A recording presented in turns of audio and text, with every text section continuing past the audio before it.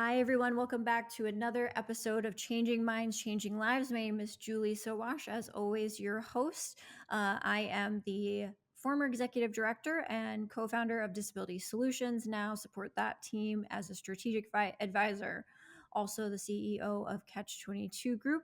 Like on our last show, because I had so much to talk about with the guests that I'm about to bring on, I just want to dive right in and bring our guest in to talk about some things that we haven't talked a lot about on this show before, and I think really deserve our full time and attention. So I want to introduce Chris Ruden, who is a world record holding powerlifter, motivational speaker, disability and inclusion advocate, and finalist on the Titan Games with Dwayne "The Rock" Johnson.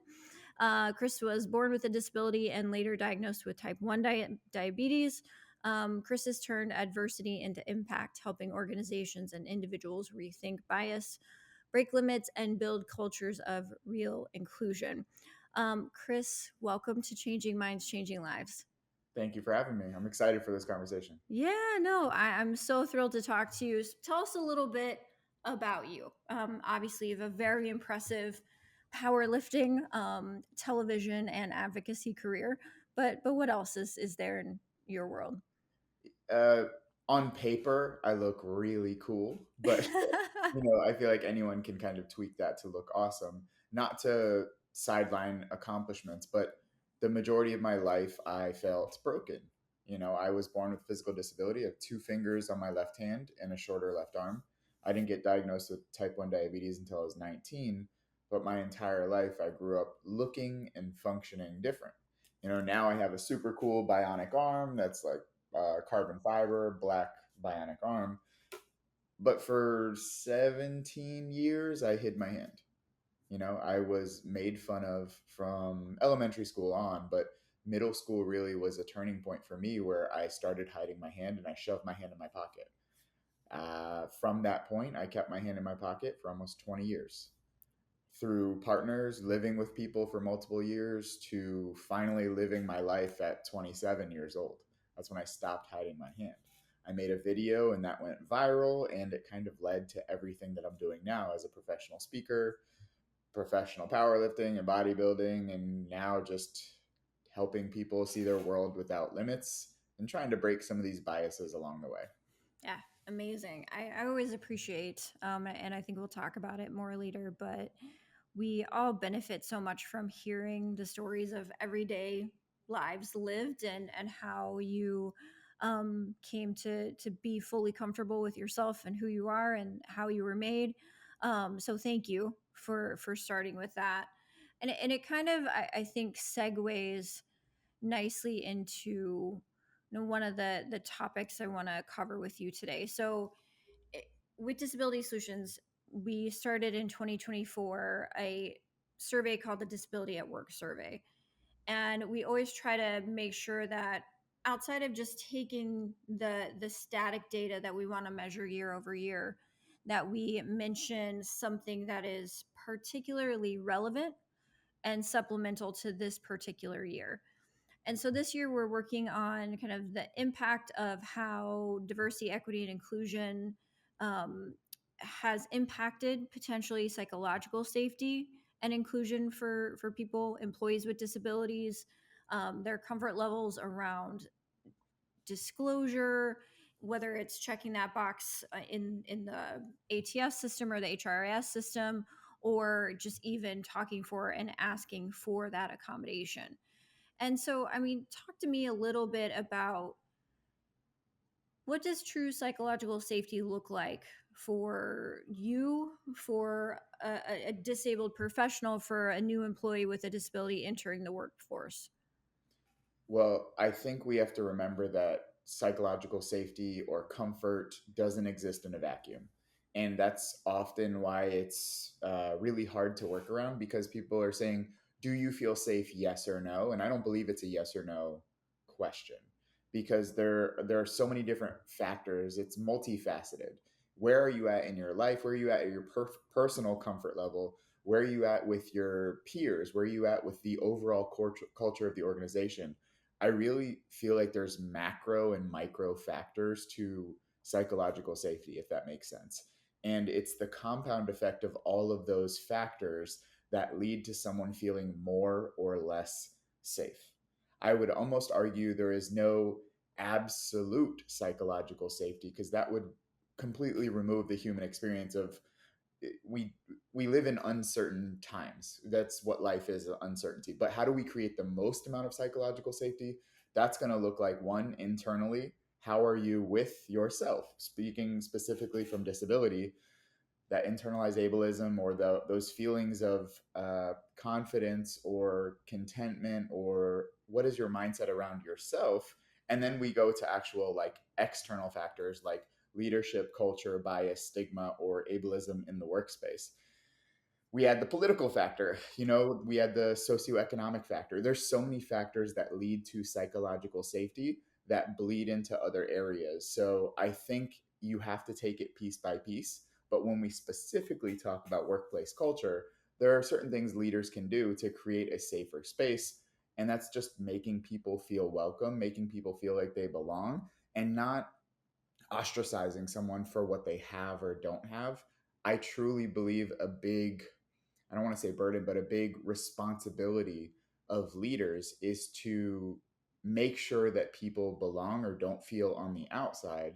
And that's through actually seeing people for who they are and not what they have or don't have. Does that make sense? Yeah, no, it totally does, and I appreciate the way that you put it, because I never really thought of psychological safety on a continuum. But it's not only a continuum, it's also dynamic. Very. When I feel safe in X situation doesn't mean I feel safe in the same situation the next day. Absolutely. And so, just speaking of, I guess, how tenuous psychological safety can be for a variety of groups, but in particular, people with disabilities in this current climate. Um, what are some things that companies can solidly do to help create space for disabled workers in a way that is not tokenizing and is also not clearly marketing? And I'm glad you brought that up because, a lot of people tend to check the box. And I was a big proponent of like, stop checking the box, stop just checking the box. And then I realized some people genuinely think they're doing great. Their intentions are fantastic, but they don't understand at depth what that looks like. So, given the political climate we're in, there are some clear limitations with what we can do. And I think we have to address that. We have to acknowledge that sometimes the environment is not the most optimal or conducive for the most amount of psychological safety. It would be hard to argue against that in the current political climate that we're in. Now, the question is, what can we do regardless of that climate? Leaders, I think, forget the importance of consistency and repetition, or just showing up consistently for your employees and giving them a space to be heard. Not just once a year on a celebration month, not just once a month for an ERG meeting. How can you consistently remind people that you see them and you hear them? By consistently listening and consistently giving a platform for people who are exposed or more vulnerable to less psychological safety in the climate we're in, let alone any climate, being consistently there for your employees of all minorities or marginalization is one of the easiest ways to provide a comfortable level of psychological safety as a reminder that you're seen, you're valued, and I have your back. That in some of the companies that I speak for, I've talked with some of the leaders and they're like, there's not much else we can do other than just showing up daily and weekly for our employees.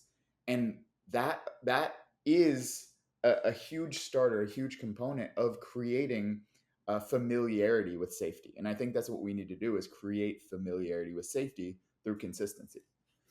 I like the way that you're thinking about that, and I guess I would add, or I think expand upon where you're at, is that when you talk a lot about leaders showing up for their people.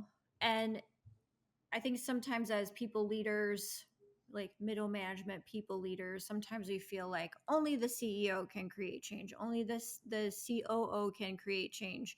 Um, but really, we work for good bosses or we leave bad bosses, right? And that's not any different for people with disabilities. So teaching, having a culture where it is the attitude of middle management that we show up every day for our employees. We don't have a checklist to get through. Our job as leaders is to develop, mentor, and create the optimal environment for our teams to be successful in doing what they're doing. I think that's just so beautifully said by you that, it is really about showing up every day for people. And 99% of the time, that's going to happen on the one-to-one level. Absolutely. And I think we tend to confuse showing up for with speaking for. Just because someone has a disability doesn't mean they need to be spoken for. Arguably, they need to be spoken to, not for. Yes. Giving people showing up for your employees with disabilities means showing up to listen, not showing up to ignore or showing up to represent. This is not a time for you to be, I guess the best way I could say it is lead by listening. You know, being listened to, curiosity will take leaders so far in creating culture and inclusion, but in reality, belonging, which reduces the lack of psychological safety. If less than 30% of people feel safe at work, that means 70% of people are not operating their best. And there's a business case for that, there's a humanity case for that, but that's mostly because we get caught up in the work by people and we don't get caught up in the people that do the work. We Yes. have to Yeah. prioritize people. And if we want to prioritize the innovation in the future and all of this, we have to put people first. And you can't put people first if you don't listen to them. Yes. Psychological safety and listening are synonymous. So one of my favorite stories from the beginning of my marriage is when I got married. My husband and I, we went to see a counselor together because we were like really committed to our love, and the counselor always used to tell him, if you could just take off your belt, right, your workman's belt with all your hammers and your screwdrivers and all of those things, and just listen to the words that your wife are saying. That's all that she wants right now.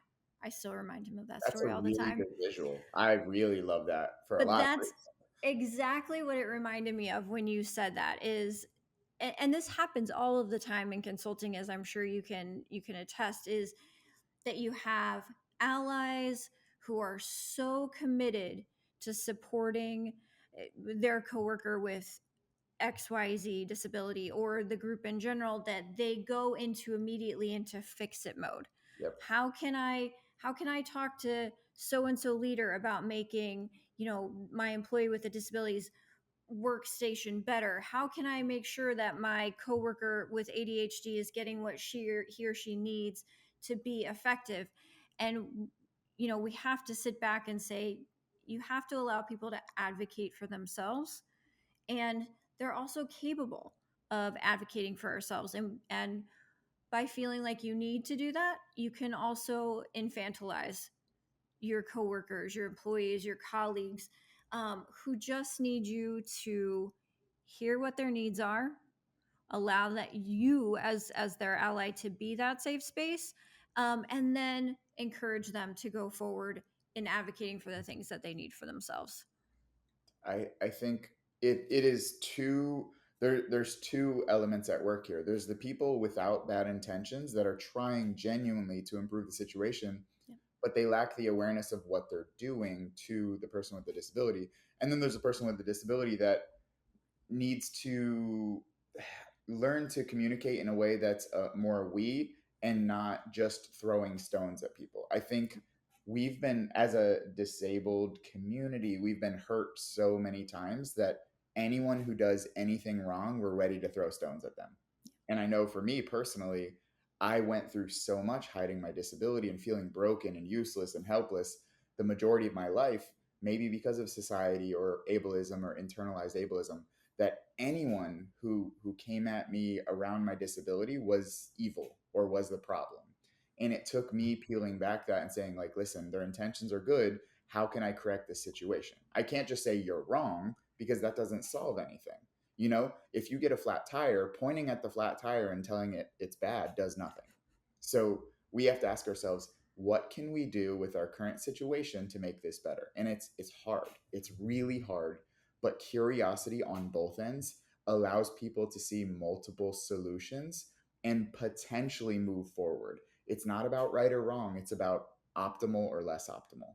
And that's one thing my therapist taught me that I loved is stop seeing things right or wrong and start seeing things as, is this going to help the situation or hurt the situation? I might have to put that one into practice. That's I also love that's it. a It good one. really, it stopped demonizing Hmm. possibilities and solutions, and it just started saying, is this going to help you or hurt you? And you know the answer.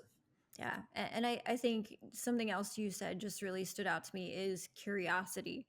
I think as humans, I, I agree. Like 98%, I would say, of people that I've engaged with through the last 15 years of this work who are not disabled want to do the right thing. They want to be supportive. They want their employees or their staff people to be successful, but they are so scared of hurting someone's feelings, of offending someone, of being the recipient of some of those stones that we throw, that we end up shutting down a lot of conversations. And so, really just accepting that most people are working from a place of positive intent, and the only way to know that is to give that opportunity for that curiosity and for people to ask questions that are probably dumb, definitely dumb. It should be. They should be dumb, because if they know the answers, they probably wouldn't be having the conversation in the first place. Good point. The best way to figure out if you can trust someone is by trusting them. it, We are so often wanting from other people what we're not willing to give ourselves. wow. And it's really tough, and it's part of the stuff I speak about on stage, because yes, inclusion is important, culture is important, but trust is what connects people. That's that bridge from people to people. And trust improves with psychological safety, but you have to give people the opportunity to be trusted.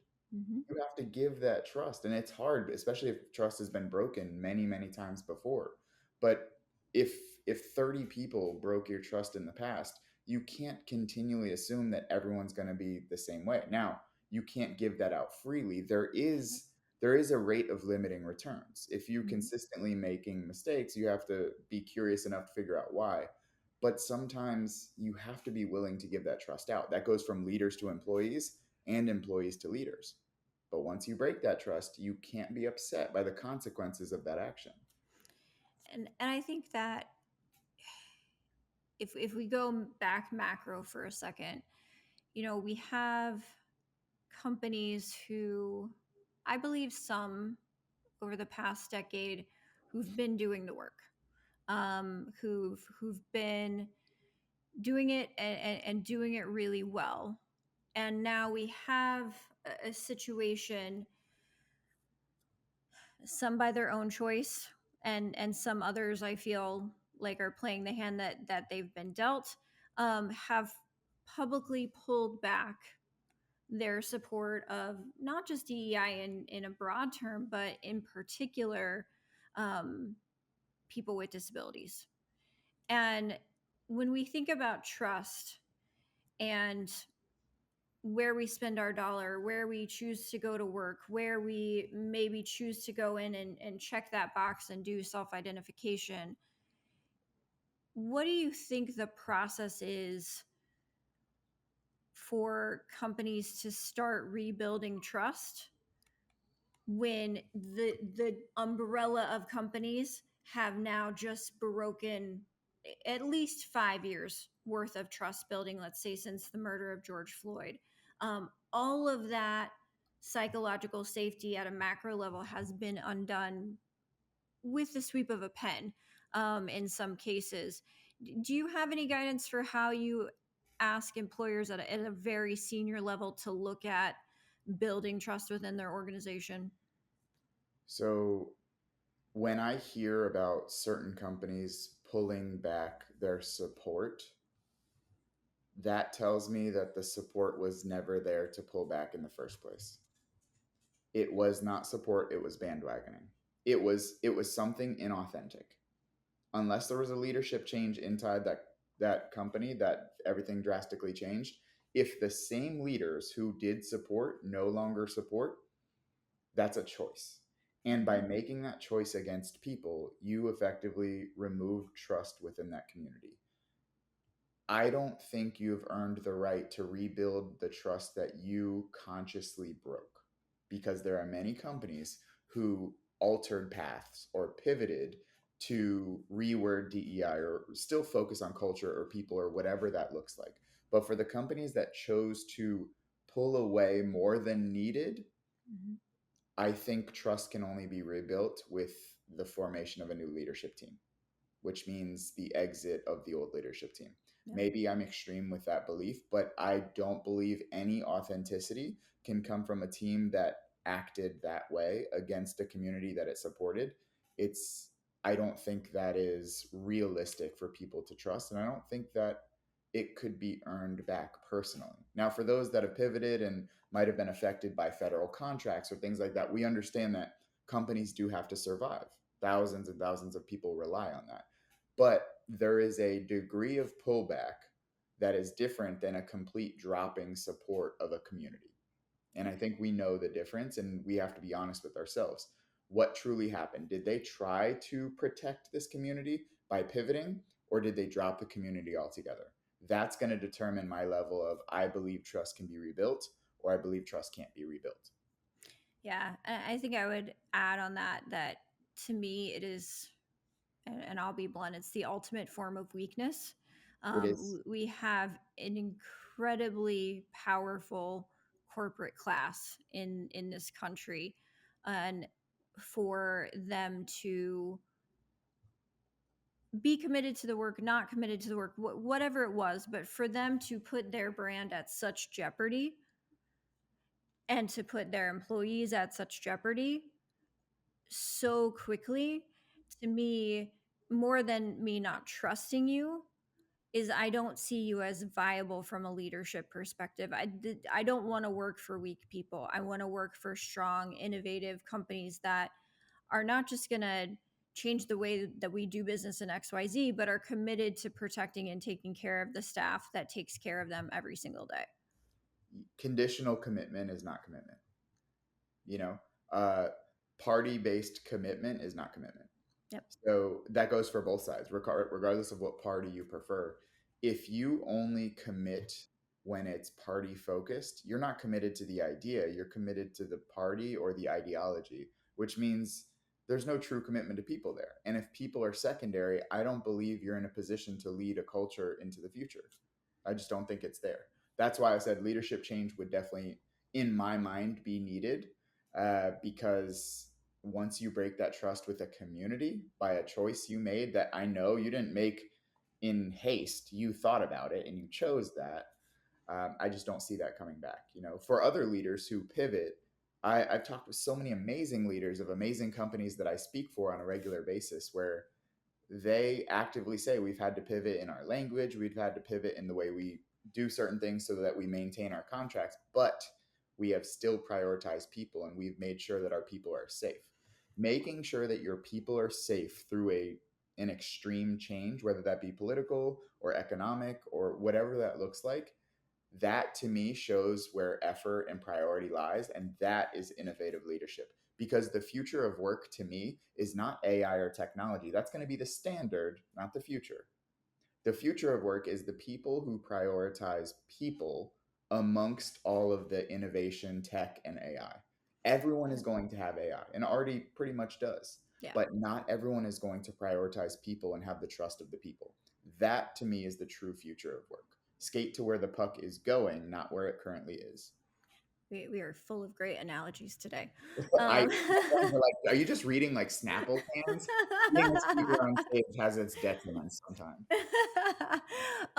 no, and I agree. I think that we will see a pull back to humanity. I don't know that I don't know how quick that elastic is going to snap, so to speak. But I do agree that smart companies will be human forward, because that's what at least most of us are going to expect, and especially the biggest generation in some time coming into the workforce right now, who are more likely to recognize that they have disabilities, be properly diagnosed, and have been fully empowered since they were born, to expect that they will be fully included in whatever space they're in. I think that's a really good point.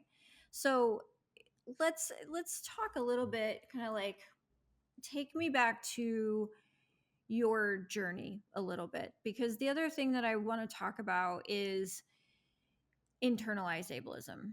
And you and I chatted about this a little bit before. We haven't talked about this a lot on this podcast, and I've just sort of started recently talking about it in some of my speaking opportunities. Is that, internalized ableism can be one of the most powerful barriers to our success, sometimes even more so than our physical disability or our mental health disability. And I've just learned how frequent it is for people who live with mental health disabilities, which is the disability category that I fit in, have sometimes more internalized ableism than people who have physical disabilities or apparent disabilities.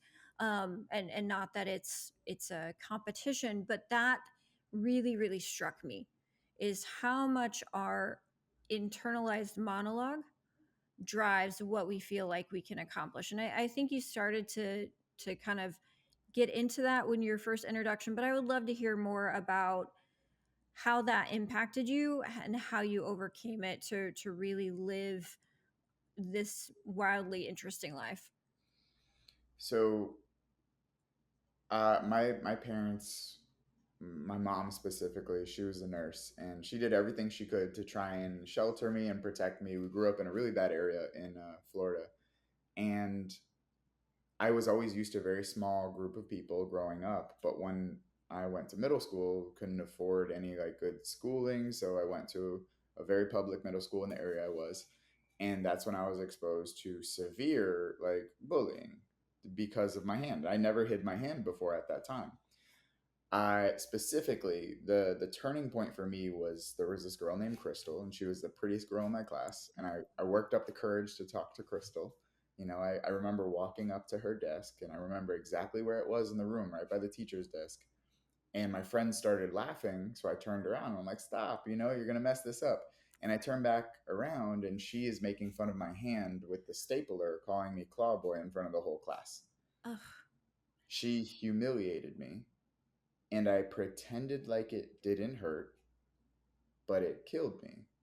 I shoved my hand in my pocket, and I kept my hand in my pocket for 4 years after that, until I found a way to wear a glove, and that became my identity. I wore a glove over my left hand and long sleeves in South Florida, which is really hot, all the time. I always covered my hand, but I was very outgoing because I felt like I had to prove something. And while everyone was like, "Wow, Chris does everything. He plays drums with that." I shoved a drumstick through the finger hole of the glove, and I did like dance, and I did all of this stuff, but it was all an attempt to prove maybe to other people, but more so to myself, that I can do it, because I didn't truly believe that I could. I believed that I was broken. And some of those synonyms for disability, like broken or useless, like I lived that. And it took years and years and years, 17 years of hiding my hand in public, to the point where I started my speaking career and I was still hiding my disability on stage speaking about overcoming adversity. I was hiding in plain sight. So I thought that's just how I was going to live my life. And I accepted it. I fully accepted that I was the guy who wore the glove, not the guy who had the disability, the guy who wore the glove, because that sounded better to me, you know? And there was one specific moment where I was speaking at a Disney resort for type 1 diabetics. And there was this little girl. We're walking down this hallway. I spent all day with her. She was like 11 years old. She had just been diagnosed.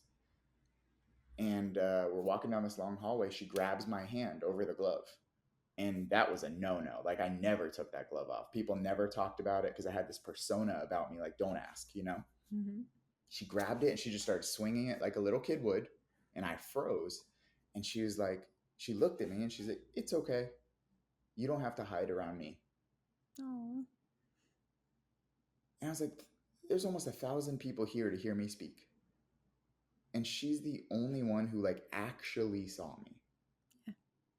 And that was one of the moments that I was like, what happens if I curiosity, what happens if I stopped? What happens if I stop hiding my hand? What happens if I stop thinking about myself as broken? What if in the right way? And I eventually, you know, took my glove off and made a video about it. The girl I was with at the time, we were together for 4 years, and she edited that video, and that was the first time she saw my hand. Really? First time she saw my hand. We lived together. That was the first ever time Wow. she saw my hand, was editing that video. I didn't even let her in the room when I was recording the video.